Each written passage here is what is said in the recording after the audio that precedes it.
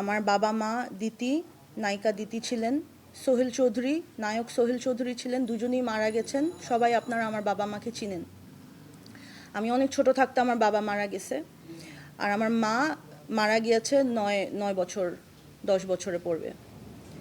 আমার বাবা মা মারা যাবার পর থেকে আমার একটা ভাই, শুধু আমার একটা ভাই, সেই ভাই আমার সাথে নাই এখানে। আমার ভাই বিদেশে থাকে। আমার দেশে আপনারা সবাই আসছেন, আপনারা দেখতে পারতেছেন। আমি থাকি হইলো আমার কাজের লোকদেরকে নিয়ে, আমার স্টাফদেরকে নিয়ে থাকি। ওরাই আমার পরিবার, আমার সাথে আর কেউ নাই।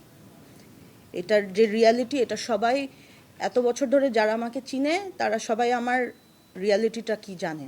এতগুলা বছর আমি এখানে একা থাকি। আমার বাবার সাইডের জায়গা জমি, আমার মায়ের সাইডের জায়গা জমি আমি সব একা দেখি। সবাই জানে যে আমার বাবা নাই, আমার সাথে আমার কোনো ভাই নাই, আমার হাজব্যান্ড নাই, আমি আনম্যারিড। এবং এটা জেনে বিভিন্ন মানুষ এত বছর ধরে যখন যে পলিটিক্যাল পাওয়ারে থাকে তখন সে আমার উপর চড়াও করে, বিকজ আমি তো কোনো পলিটিক্সে নাই। আমি জাস্ট এখানে আমি আমার বাবা মা যা আমাকে স্মৃতি দিয়ে গেছে সেটা নিয়ে আমি জাস্ট একটা সুন্দরভাবে আমি বাঁচার চেষ্টা করি। কিন্তু সবাই যেহেতু জানে যে আমার সাথে কেউ নাই, আমার ভালনারেবিলিটিটাকে তারা ইউজ করে বারে বারে, গত লাস্ট আমি এটা নিয়ে আমি কোনোদিনও মুখ খুলি নাই কখনো। আমার এত বছরে বাবা মা জায়গা জমি অনেক কিছু রেখে দিয়ে গেছে, ভোগ করতে পারি না কিছু। আমি এই বাসাটাতে থাকি, এই বাসাটাই আমার পাওয়ারে আছে। এর বাইরে আমার কোনো জায়গা থেকে, কোনো বিল্ডিং থেকে, মানে আমি যেটা আমার পাওয়ার কথা এগুলো আমরা কিছু পাই না। আর এটা আমি ফাইটও দিতে পারি না, কারণ আমি একা মেয়ে, আমি এগুলো তো শিখিও না। আমার বাবা মা আমাকে অন্যভাবে বড় করেছে, আমাদেরকে যেভাবে করে বড় করেছে, আমি তো গুন্ডামি শিখি নাই। আমি তো কোনো রকমের নাটক, ব্লাফ, চিটারি, ব্রাইবিং এগুলো তো আমি শিখি নাই, এগুলো আমি পারি না, আমি হিমশিম খাই। আমি নিজের মতো, আমি সিম্পলভাবে আমি আমার বাসায় থাকি, আমি কারোর সাথে মিশি না, আমি কোথাও যাই না। সবাই জানে এটা আমার ব্যাপারে, আমার লাইফ কীরকম। বিভিন্ন মানুষ অনেক বছর ধরে আমার পিছে সব দিক থেকে লাগে। আমার যারা কাছের মানুষ তারা জানে যে আমি কত আতঙ্কের মধ্যে আমি থাকি। আমি রাতে ঘুমাই না, দিনের পর দিন আমার রাতে ঘুম হয় না। আমি মানসিকভাবে অনেক স্ট্রেসের মধ্যে থাকি। আমাকে বুদ্ধি দেওয়ার আমার লাইফে আমার একটা মুরব্বি নাই, আমার বাবা মা নাই, এবং ট্রাস্ট করার মতো একটা মানুষ আমার সাথে নাই। নিজের বুদ্ধিতে আমি যা পারি করি। নিজের বুদ্ধিতে এত বছর পর্যন্ত আমি আমার কোনোভাবে যা পারি আমি ধরে রেখেছি। অনেক কিছু আমি ধরে রাখতে পারি নাই, অনেক কিছু আমার হাত থেকে ওরা নিয়ে গেছে।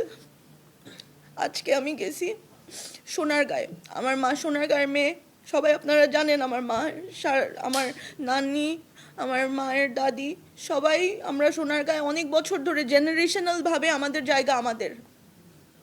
আমার বড় মায়ের জায়গা ছিল, আমার বড় মায়ের জায়গা সে সব আমার নানিকে দিয়েছে, আমার নানাকে দিয়েছে, এবং সেই জায়গা আমার নানা নানির ঘরে আমার মা সহ আরও 4 ভাই এবং আরও 2 বোন, 7 ভাই বোনকে এরকম জায়গা দিয়ে গেছে। সোনারগাঁর সবাই জানে আমার মা সোনারগাঁয়ের মেয়ে, সোনারগাঁয়ে আমাদের বাড়ি, সবাই চিনে এক নামে। সোনারগাঁয়ে কেউ গেলে যদি জিজ্ঞেস করেন দিতির বাড়ি, সবাই সবাই চিনে দিতির বাড়ি। আমাদের বাড়িতে আজকে অন্য মানুষরা কারা গিয়ে আমাকে মেরে আমার পা ভেঙে ফেলছে, আমার গাড়ি ভেঙে ফেলছে, আমাদের গায়ে বড় বড় ইট। আমি গুছায় বলি, আমার সোশ্যাল মিডিয়াতে দেখবেন আমি প্রতি উইকেন্ডে আমি আমার ভাই বোনদেরকে নিয়ে একটু কিছু খাই, বা গ্রামে গিয়ে আমরা গ্রামে কিছু, আমাদের গ্রামে বাগান টাগানে আমরা সবাই মিলে জাস্ট একটু একসাথে আমরা পরিবার মিলে আমরা, এটা একটা রিচুয়াল। সেরকমই আমি আজকে স্যাটারডেতে আজকে আমি গ্রামে গেলাম। যাবার পর দেখি আমাদের বাড়িতে 30-40 জন মানুষ, এলাকার যারা এলাকার নেতা এবং পাওয়ারফুল মানুষজন, 30-40 জনের মতন হায়ার করা, মানে গুন্ডা টাইপের মানুষদেরকে নিয়ে আসছে। তাদের হাতের মধ্যে ব্লেড লাগানো, এই যে এগুলার মধ্যে ব্লেড লাগানো, বড় বড় ইট নিয়ে আসছে। এসে তারা আমাদের জায়গায় খুঁটি বসাচ্ছে, বিভিন্ন দিক দিয়ে খুঁটি বসাচ্ছে। খুঁটি বসাচ্ছে এবং লোক নিয়ে আসছে, আমিন নিয়ে আসছে জায়গা মাপার জন্য। কেন? আমার মায়ের 4 ভাই, 4 ভাইয়ের জন্য পুরা সম্পত্তি 4 ভাগে ভাগ হবে। সিম্পল হিসাব, ফেয়ার, এভরিবডি ইজ ফেয়ার। 4 ভাইয়ের মধ্যে 2 ভাই মারা গেছে, 2 ভাই আছে, এবং 2 ভাই এবং 4 ভাইয়ের মানে যারা মানে বিধবা, আমার মামি যে 2 জন যাদের হাজব্যান্ড মারা গেছে, ওদের মধ্যে এখন ভাগ হবে। ভাগাভাগি নিয়ে আমরা সবাই চাই যে 4 ভাগে ভাগ হোক, এবং এটার বিরুদ্ধে কেউ না, সবাই চায়, সবারই লাভ হবে যদি 4 ভাগে প্রপার্টি ভাগ হয়। এখানে আমার এক মামি প্রীতি, ছোট মামার বউ, আমার ছোট মামা মারা যাবার সাথে সাথে সে উঠে পড়ে লাগছে, এখনই তাকে জায়গা ভাগ করে দিয়ে দিতে হবে, এখনই সে বিক্রি করে চলে যাবে। এত জলদি তো আমাদের এখানে কিছু হয় না, আমরা চাইলেও হয় না। আমি নিজে, আমি please don't interrupt, please don't interrupt. আমি আমার মাথার চলে যায়, ফ্লো চলে যায়। হ্যাঁ, he needs to be quite.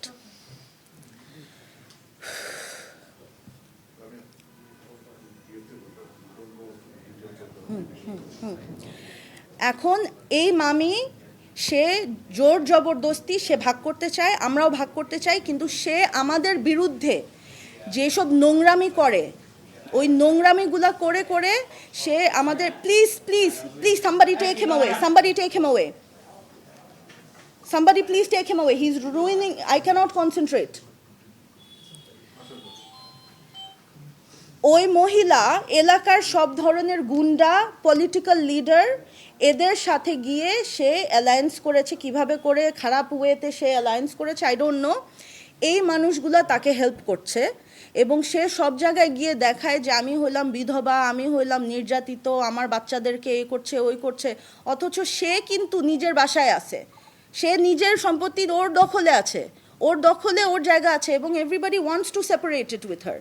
আমরা মেয়েরা বের হয়েছি, আমরা বের হওয়ার পর আমি বের হয়ে গিয়ে যে কথা বলবো, কথা বলার আগে আমার উপর অ্যাটাক হয়। 30-40 জন ছেলে, তাদের সব মানে গুন্ডা, নর্মাল মানুষ না, এরা হলো গুন্ডা, এরকম আমি জীবনে আমার লাইফে আমি ফেস করি নাই।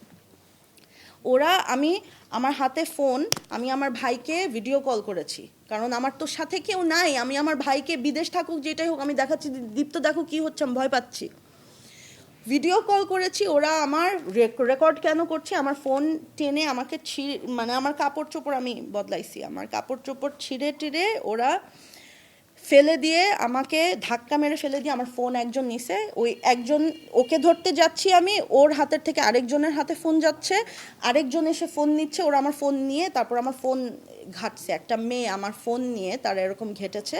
শুধু তাই না, তারপর তারা সবাই মিলে, আমি যে ফোন নিতে যাচ্ছিলাম আমার উপর সবাই একসাথে চড়াও হয়েছে, এবং তখন এলাকার যারা মুরব্বী, আমি তাদের নামও জানি না, কিন্তু নেতা, তারা নাকি নেতা, কি ধরনের নেতা আমি জানি না, বাট কি নাম, ওই যে নেতার নাম কি, মোশাররফ, হ্যাঁ মোশাররফ, একজন হলো মোশাররফ। আমি লোকটাকে এত এত আমি সম্মান দিয়ে আমি ওনার কাছে গিয়ে বলছি যে মোশাররফ মামা, আপনার কথা অনেক শুনছি, প্রথম দেখা হলো আপনার সাথে, আমি সুন্দরভাবে আমি ওদের সাথে কথা বলার চেষ্টা করতেছি, কারণ আমরা তো গুন্ডা না, আমরা কি গুন্ডামি করতে পারবো নাকি, আমাদের সুন্দরভাবে কথা বলতে হবে, আমরা তো জানি আমরা মেয়ে, আমরা উইক, আমরা তো পারবো না ওদের সাথে, সুন্দরভাবে আমরা কথা বলতে গেছি। ওরা ওই নিয়ে আসছে যে ওরা আমাদেরকে ফিজিক্যালি অ্যাটাক করবে, আমার খালাদেরকে, আমার কাজিনদেরকে, আমাদের মেয়েদেরকে সবাইকে ওরা ইট মারছে, বড় বড় ইট তুলে তুলে আমাকে ইট মারছে। এবং তখন কিন্তু আমি লাইভে গেছি, আপনারা আমার সোশ্যাল মিডিয়ায় দেখতে পারবেন, এবং আমার ফোন কেড়ে নিয়ে গেছে, অনেক কিছু ডিলিটও করে ফেলছে, বাট অনেক কিছু আমার আছে। যেসব নেতারা ছিল, যাদেরকে নিয়ে প্রীতি হলো আমার মামি, যে এই নেতাদেরকে নিয়ে আসছে, এই গুন্ডাদেরকে নিয়ে আসছে। একজনের নামে যে শুনলাম, যে ওনার নাম নাকি মোশাররফ, উনি এবং গ্যাং, ওরা গুন্ডা টাইপের, আমাকে বলতেছে এই মেয়ে এদিকে এদিকে আয়, হ্যাঁ এই মেয়ে এদিকে আয়, এভাবে করে কথা বলতেছে আমার সাথে। আমি বলতেছি মামা আপনি মুরব্বী মানুষ, আমরা সুন্দর করে কথা বলি, আমরা তো এরকম না। ওরা জোর করে আমাদেরকে অ্যাটাক করতে চাচ্ছে, সুন্দরভাবে কথা বলা যাচ্ছেই না, কিছুতে তাদের সাথে মানে অলরেডি আমার পা ভেঙে ফেলছে, তারপরেও আমি ওদের সাথে সুন্দরভাবে কথা বলার চেষ্টা করতেছি, কারণ আমার উপরে ব্যাপারটা আমার হ্যান্ডেল করতে হবে সিচুয়েশনটা, আমার ছোট ছোট বোন আছে এখানে, ছোট ভাই আছে, আমার মামিরা আছে, আমার খালাকে আটকায় রাখছে। আমি তখন যেভাবে পারি আমি ওদের সাথে ঠান্ডা মাথায় আমি ওদের সাথে কথা বলতেছি, মামা আমরা ঠান্ডাভাবে কথা বলি। চিল্লি লাগায় দিচ্ছে, চিল্লি যখন করছে তখন আমি বলছি যে আস্তে কথা বলো, আমরা তো জন্তু জানোয়ার না, আমরা সুন্দরভাবে, আমরা মানুষ, আমরা নর্মালি আমরা সিভিলাইজডভাবে কথা বলবো। আবার চড়াও হয়ে আসছে আমার পিছে সবাই। হ্যাঁ তাহলে আমরা কি জন্তু জানোয়ার, মানে আমাদেরকে জন্তু জানোয়ার বলছে, এই মেয়ে এখানে আসো, বসো, এখানে বসো। আমার পিছে একটা পুরা মব আসছে। মব যখন আসছে তখন আমি তো এগুলা তো আমার এক্সপিরিয়েন্স নাই, আমি জানি না যে এত আগলি হইতে পারে ব্যাপারগুলা। তখন আমার ড্রাইভার, ও তো ছেলে মানুষও বুঝছে, ও আমাকে বলতেছে ম্যাম আপনি চলেন, আপনি এখানে আবহাওয়া খুবই খারাপ, আপনি জাস্ট চলেন, আপনি প্লিজ, আপনি কেন এখানে আসেন, আপনি পারবেন না এদের সাথে। আমি বলতেছি যে আমার জায়গা জমি এসে ওরা এরকম দখল করতেছে, আমি চলে যাব কেমনে, এটা মানে এটা তো হইতে পারে না। তখন আমাকে ওরা ঘেরাও যখন করতেছে, আমাকে এই মেয়ে গালাগালি, এই বস, চোর চোর, এরে ধর, এরকম করে আমার তো ফার্স্ট অফ অল আমার ওড়না টেনে টেনে আমাকে ধাক্কা মেরে ফেলে ইটের মধ্যে ইট মারছে। আমার কাজিনগুলা ওরা এখন আসলে দেখতে পারেন, ওদের মুখ টুক খামচি টামচি, আমরা কিন্তু স্ক্যাটার্ড। আমি কোনো মতে যান নিয়ে আমি গাড়িতে উঠছি, আমি লাইভে দিছি। আমরা পিছন দিয়ে গাড়িতে উঠতেছি, কারণ আমার ড্রাইভার জাস্ট আমাকে হাসপাতালে নিতে চায়, কারণ আমার পা নিয়ে হাঁটতে পারতেছি না, আমার পা ভেঙে ফুলায় ফেলছে, আমি পা নিয়ে হাঁটতে পারতেছি না। সো সে আমাকে জাস্ট জোর করে, আমি আসতে চাইতেছিলাম না, কারণ আমার মানে হয়ে গেছি, আমি ফ্লাস্টার্ড হয়ে গেছি যে কিছু তো করতে হবে, আমি কিভাবে চলে যাব। আমার খালা আছে এখানে, আমার বুড়া খালারা আছে, মামিরা আছে, ওদেরকে কে দেখবে, ওদের প্রোটেক্ট করার কেউ নাই। তারপর আমার ড্রাইভার আমাকে জাস্ট পিছন দিয়ে টেনে আমাকে নিয়ে আমাকে গাড়িতে যখন বসাচ্ছে, ওরা ওই দিক দিয়ে আসছে গাড়ি ঘেরাও করতে এবং আমাকে ঘেরাও করতে, কোথাও যাইতে পারবে না। তখন প্রীতি আমার মামি যে, সে কিভাবে এটা করে, সে কয়েকবার, তার ভিডিওতে আছে, সে ছবিতে আছে, আমরা কেউ এরকম ভায়োলেন্স দিক দিয়ে আমরা ভায়োলেন্সের মানুষ না। ওরা ডিরেক্টলি, আমরা নর্মালি কথা বলতে চাচ্ছিলাম, ওরা ডিরেক্টলি জাস্ট ভায়োলেন্স দিছে আমাদের উপর। তখন আমার গাড়ি, আপনারা নিচে দেখবেন আমার গাড়ি ভেঙে ফেলছে, আমার পা ভেঙে ফেলছে, তো দেখছিনি। আমার গাড়ি বড় ইট দিয়ে মারতেছে, যাইতে দিবে না। আমি তখন আমার ড্রাইভারকে বলছি জাস্ট যাও, বিকজ ওরা এখন আমাদেরকে মারতে আসছে, ওরা লিটারালি অস্ত্র টস্ত্র নিয়ে ওরা আমাদেরকে মেরে দখল করে, ওরা এই প্ল্যানিং নিয়ে তারা আসছে। আমার এই সময় আমার এত ভয় পেয়ে গেছি যে আমি কখনো এত বছর ধরে আমি একটা সাফার করছি, আমি এগুলো কখনো সোশ্যাল মিডিয়াতে আমি এগুলো দেই নাই। বাট এখন আমি দেখতেছি যে আমার কেউ নাই, আমি জাস্ট কেউ নাই, আমাদের পাশে একটা মানুষ নাই। যেন তেন মানুষ এসে আমাদের পৈতৃক, আমাদের জেনারেশনাল, আমাদের নানাদের, আমাদের নানিদের, আমাদের বড় মাদের, এইসব জায়গা আমার কেমন লাগে। আমি ছোট থেকে আমি সোনারগাঁ দেখে আসছি, এখানে কারা গুন্ডারা এসে আমাদের জায়গায় এসে আমাদের জায়গায় খুঁটি দিচ্ছে, আমাদেরকে মারতেছে, আমাদের মেয়েদেরকে মারতেছে, আমার মামিদেরকে মারতেছে, আমার মামির চুল ধরে এভাবে করতেছে, আমার খালার হিজাব টেনে খুলে ফেলতেছে। এরকম ধরনের ভয়ঙ্কর পরিস্থিতি, ছেলেরা এরকম, ছেলে মানুষরা এসে এরকম এই ধরনের এগুলা করতেছে। তখন জাস্ট আমি কোনোভাবে আমি আমার যান নিয়ে গাড়িতে উঠছি, আর আমি আপনাদেরকে এই বললাম এই হচ্ছে।